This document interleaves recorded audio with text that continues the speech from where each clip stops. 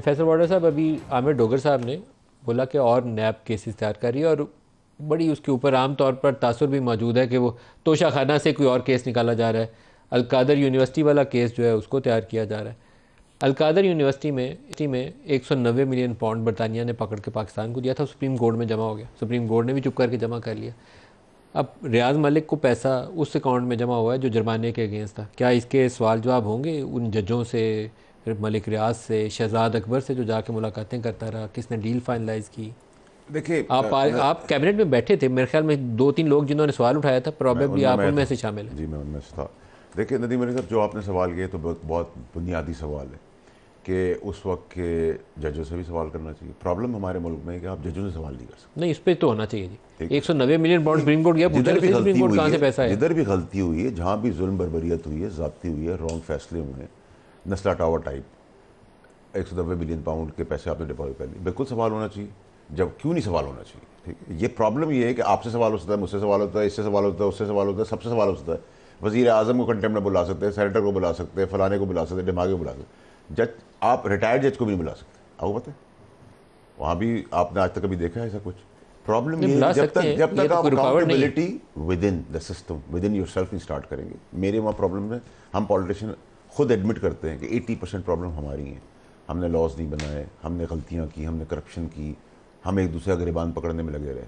Unity اگر ہم میں ہوتی پالیسیز میں تو یہ ویکیوم نہیں ملتا. آج پرنکا چودھری ہم کسی کو نہیں بننے دیتے. یہ پرنے کے جو اتنے سارے چودھری بنے وہ اسی وجہ سے بنے کہ ہم نے ویکیوم دیا. ڈیموکریسی کے اندر ہم نے کہا طارق فضل چودھری صاحب ہو رہا ہے، میرے ساتھ تھوڑی ہو رہا ہے. لیکن جب میں پہلی دفعہ سینٹ میں آیا تو میں نے کہا کہ اس بار ہم پیٹی بند بھائی ہوں گے، اور اللہ کا شکر ہے کہ وہ اب یونٹی ہمیں نظر آ رہی ہے.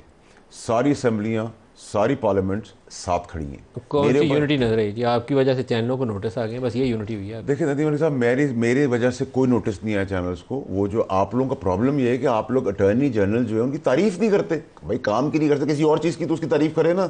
وہ بضد تھے. اب مسئلہ پرابلم یہ ہے کہ کس بات پہ بضد تھے؟ کہ نوٹس کر دے. ان کے نمائندے ہیں حکومت کے. میں آپ سے کہہ رہا ہوں کہ سر ان کی کسی چیز کی تعریف کر دے، کوئی ہائی لائٹ کر دے.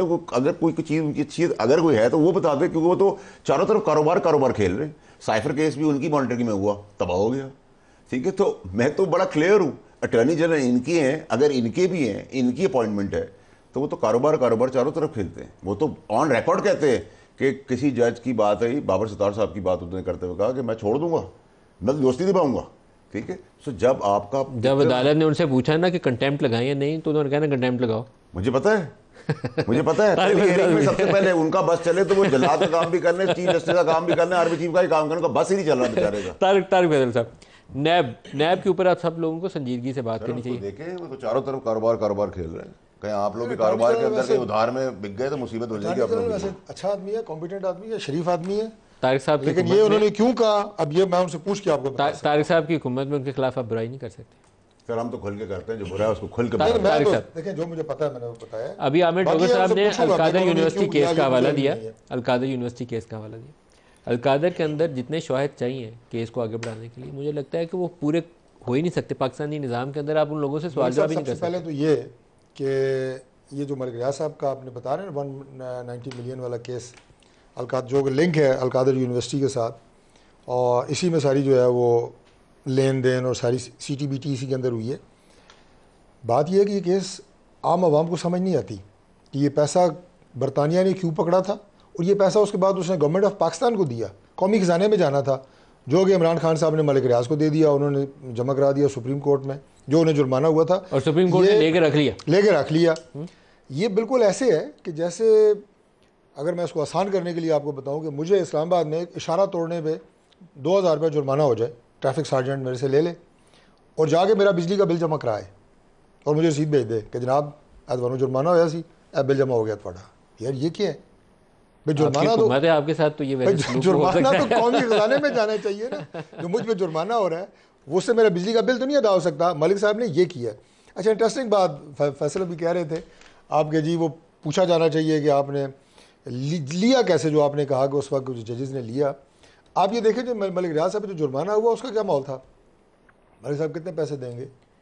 اچھا جی 400 ارب دے دیں, نہیں 400 نہیں, اچھا وہ میں 1000 ارب مانگتے تھے پہلے, کہتے تھے 1000 ارب دے دو تو ریگولرائز کر میں اس ماحول کی بات اور پھر بتا رہا ہوں. 460 ارب پہ ڈیل ہوئی اور وہ بھی کئی سالوں پہ بریک کر دی اس کو. یہ سپریم کورٹ کے ججز کا کام ہے سر یہ تو آپ سپریم کورٹ میں جا کے ایک بھائی, سوال پوچھیں نا. یہ تو اس طرح کے تو ڈیرے جو ہیں ان پہ بیٹھ کے لوگ جرگے کرتے ہیں کہ 1000 روپے سے شروع کرو, اتنے دے دو یار, درمیان میں سیٹل کر لو. عامر ڈوگر صاحب, یہ کیا طریقہ ہے یار, یہ پوچھا نہیں جانا چاہیے. عامر ڈوگر صاحب, آپ نے خدشے کا اظہار کیا کہ یہ القادر والا کیس جو ہے یہ بھی تیار کیا جا رہا ہے, اور 40 دن والی نیب کی وہ جو امینڈمنٹ آئی اس لیے ہے کہ عمران کو اس معاملے میں لمبا اندر رکھا جائے.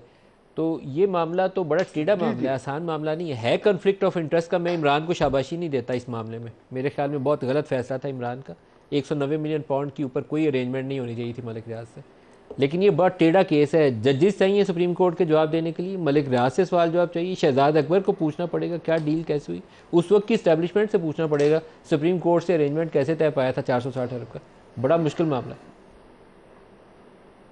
دیکھیں بنیادی بات یہ ہے کہ اس میں عمران خان کی جیب میں تو کوئی پیسہ نہیں گیا, وہ پیسہ جو باہر سے آیا اور وہ سپریم کورٹ کے پاس پڑا ہے. پوچھ لیں سپریم کورٹ کے ججز سے اور باقیوں سے پوچھ لیں. اس کیس کا بھی ندیم ملک صاحب وہی حشر ہوگا جو سائفر میں ہوا.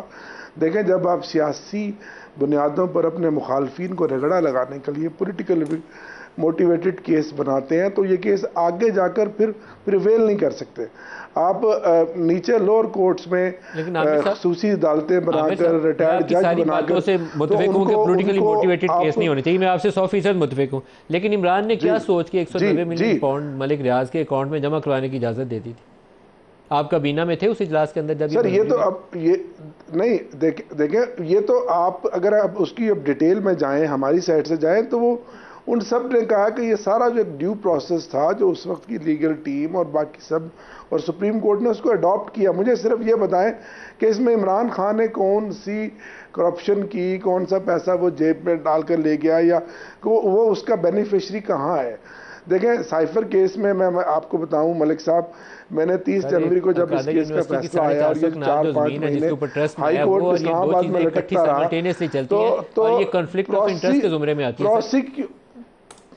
پروسیکیوٹر نے یہ جواب دیا جب جج نے ان سے پوچھا کہ یہ بتائیں کہ جو سٹیٹمنٹ 342 کی کس دن ریکارڈ ہوئی. انہوں نے کہا جی دوپہر 1 بجے. انہوں نے کہا یہ بتائیں کہ فیصلہ کب آپ نے سنایا؟ انہوں نے کہا جی دوپہر 1:30 بجے. انہوں نے کہا ایک وقت کے وزیر اعظم کو سابقہ اور وزیر خارجہ کو آپ 10 سال سزائیں دے رہے ہیں اور 75 صفحوں پر مشتمل ایک فیصلہ آپ نے آدھے گھنٹے میں لکھوا دیا. تو طے یہ ہوا کہ وہ فیصلے پیچھے سے لکھے ہوئے ہوتے ہیں اور وہ سنائے جاتے ہیں اور آگے جا کے ان کا حال وہی ہوتا ہے جس طرح کے باقی کیسز کا ہمیشہ سے ہوتا ہے. تو یہ قادر کیس میں بھی ہمیں کوئی خدا نہ خواستہ ایسی بات نہیں, اگر انصاف کے تقاضے پورے ہوئے تو عمران خان اس میں بھی بری ہوں گے.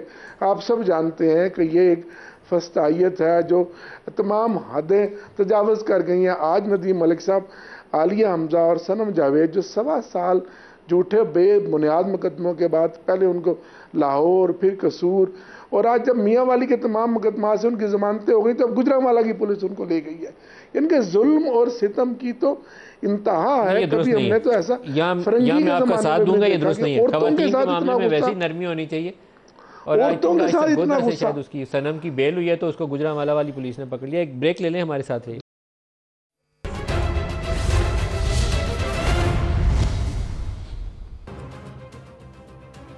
Welcome back. فیصل صاحب, ابھی طارق صاحب نے ٹکراؤ کا ذکر کیا. ان کا ٹکراؤ ہو رہا ہے, ہونا نہیں ہے, ٹکراؤ ہو رہا ہے. تو ٹکراؤ جب ہو رہا ہو تو کوئی ایک چیز ٹوٹ جاتی ہے, یہ تو نہیں ہوتا نا ٹکراؤ ہوتا رہے اور کام بھی آگے چلتا رہے, یہ ہو نہیں سکتا. اب کیا ہوگا پھر؟